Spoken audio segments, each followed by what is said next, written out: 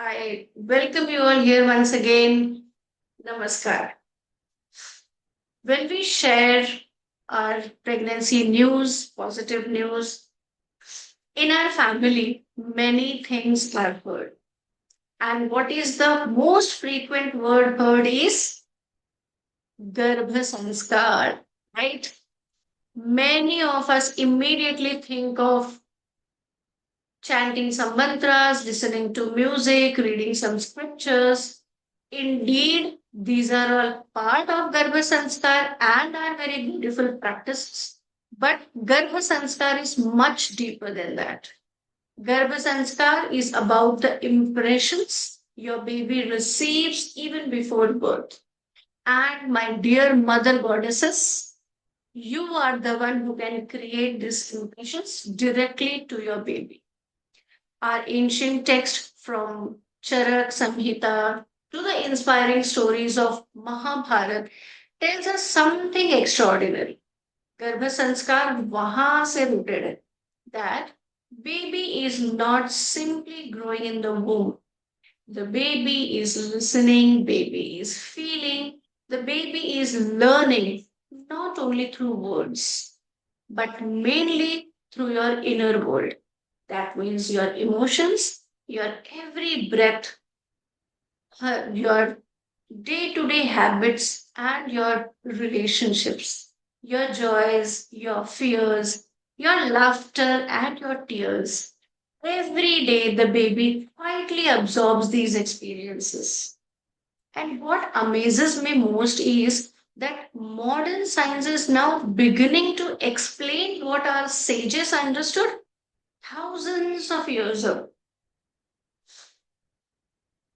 Today, researchers uh, speak about the fetal programming and epigenetics, the fascinating science showing that mother's environment and lifestyle can influence how certain genes are expressed.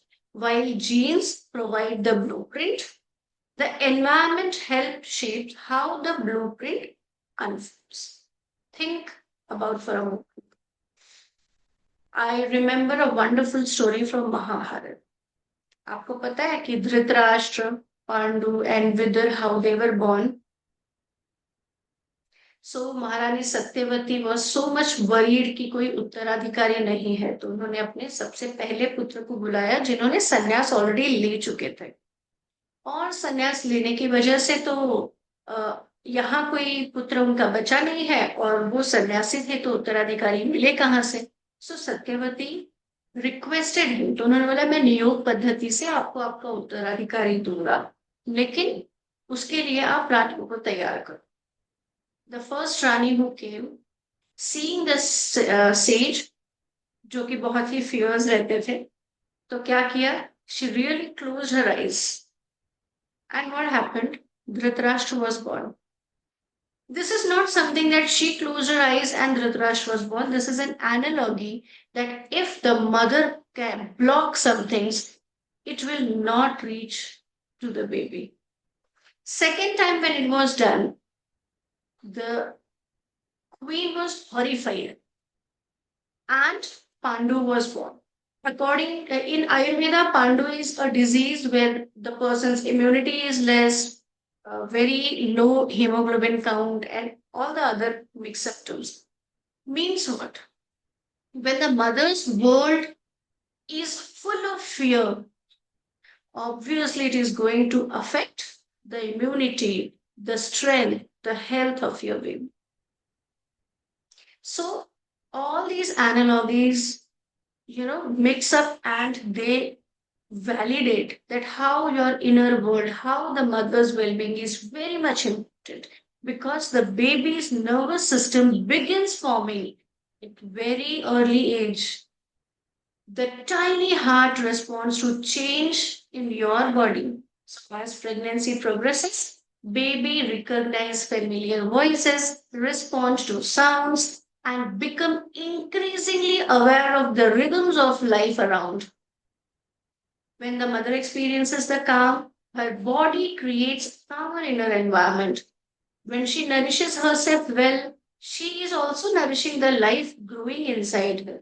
When she feels emotionally supported, she creates a sense of safety that benefits both herself and the baby. This is Garbha Sanskar, not perfection, but presence. So mothers often ask me that, doctor, what should I actually do every day? Because these are all the things understood, people are talking about it, but still a pregnant women stay in that question that ठीक है फिर मैं हर रोज क्या करूं? My answer is very simple. You don't need to do some 20 complicated rituals. You need a few beautiful habits practiced consistently with love. At Womb Wisdom, we call them the five pillars of conscious pregnancy. Okay, so the first pillar is nourishing your body. That means pregnancy at a time when your body becomes incredibly intelligent.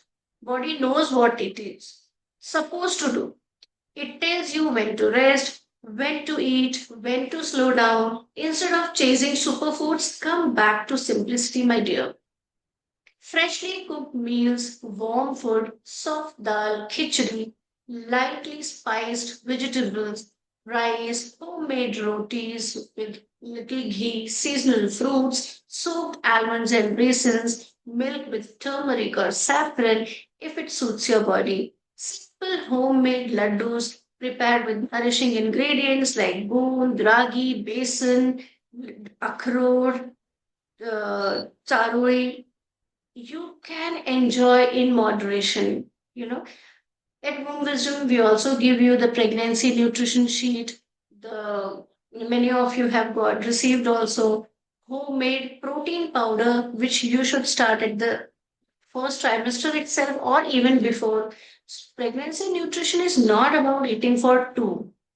The other day, one mother asked that everyone's asked me to eat for two. No, it is not eating for two. It is about nourishing wisely. And perhaps the most important advice I can give to mother is listen to your digestion.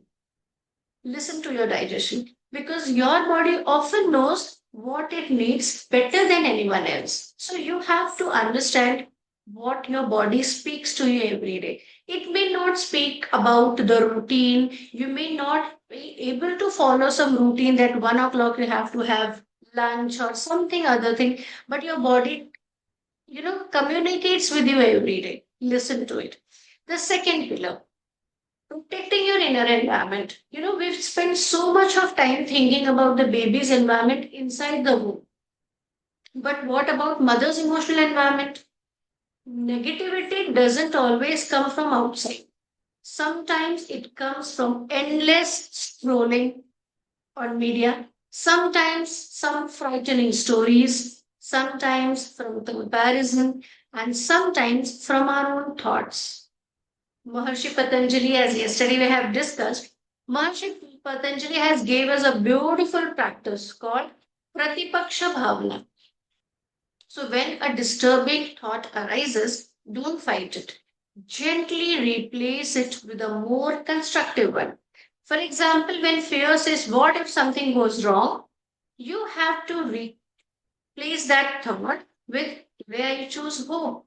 I trust the process. I trust my body. When anxiety says, I'm not doing enough, you have to replace that thought with, I am caring for myself, my baby. One breath, time. 1 minute, Swabhajya reset. Simple affirmations like my baby is safe is going to help you a lot, my dear mothers. I'm calm, I'm protected can become your powerful anchors during the day. And remember, protecting your peace is not selfishness at all. It is a part of caring for yourself and your baby. The third pillar, that means emotional steadiness. Pregnancy brings a lot of hormonal changes in your body. Mood swings are normal because being human, you are going to experience it. You don't have to suppress your emotions. You only need to become aware of them. When you notice anger, pause. Why worry arises? Maybe the reason can n number of, but Whenever there is some anger or worry or fear, your breath becomes little on the higher side. When tears come, allow them. Take a pause. Let them settle down. Let your breath settle down. And then return to yourself and gently go.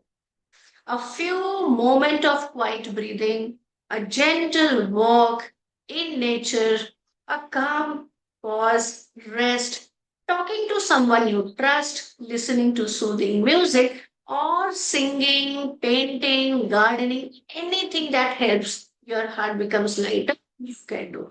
Emotional regulation doesn't mean never feeling difficult emotions. It means learning to move through them with awareness and avoiding the peaks, because when you are at the peak of those extreme emotions, your baby absorbs the same. Pillar number 4 is nourishment. Nowadays, we are doing it daily at 6 a.m., 6:30 a.m. Many mothers ask me, when should I start you? I have given an elaborated answer yesterday. But since this is one of the pillars, let me brief you. My answer to you that when you should start yoga is the day you discover you are pregnant. You begin your yoga sadhana the day itself. It doesn't mean that you are doing some difficult postures or you are doing just standing upside down. Yoga is much more than exercise, my dear. There are so many quantums, facets of yoga and different layers of yoga which you are supposed to practice at different situations in your pregnancy journey. It is a way of preparing your body, your breath, your mind, and your heart. So, depending on your trimester and your obstetrician's advice, gentle prenatal practices may include comfortable stretching, spinal mobility, breathing practices taught by a qualified prenatal yoga teacher and masters. Even mothers on bed rest are not excluded from yoga sadhana. They can practice breath awareness, gentle relaxations, guided meditations, gratitude, and loving connection with their baby. Because yoga begins when awareness steps, not movements. The fifth pillar being nourishing your mind. So, whatever you repeatedly hear gradually becomes your inner voice. Choose the words which strengthen you. Read Bhagavad Gita, Ramayana, stories that inspire courage and compassion, or sacred text based on your faith system. Listen to soothing music, mantra, prayer, satsang. Spend time with people who leave you feeling lighter and not heavier. Avoid people whom you believe that they are consuming your energy. Energy is very important during these days. So many mothers tell me that their baby become calm when they hear familiar chants after birth. Whenever, whatever, whether or not we can measure every effect scientifically, these practices have often helped mothers feeling calmer, more connected, and emotionally nourished. And that in itself is deeply valuable. And most importantly, what about fathers? Garbha Sanskar is not only for mothers. At womb wisdom, it is a couple who is pregnant, not a mother. So, father shapes the baby's first world too. His voice, his patience, his kindness, his support. Not only supports the mother, but the father's grounded voice makes its emotional foundation of the baby even when it is the womb. So when and also with father support, mother feels emotionally safe. So she carries that safety into the pregnancy. And the baby grows not only inside the womb, but inside the atmosphere which is created into your relationship. And so always remember that it is a couple who is pregnant and both of you are creating the environment, not at home, but between your relationship because your baby is first born into that relationship.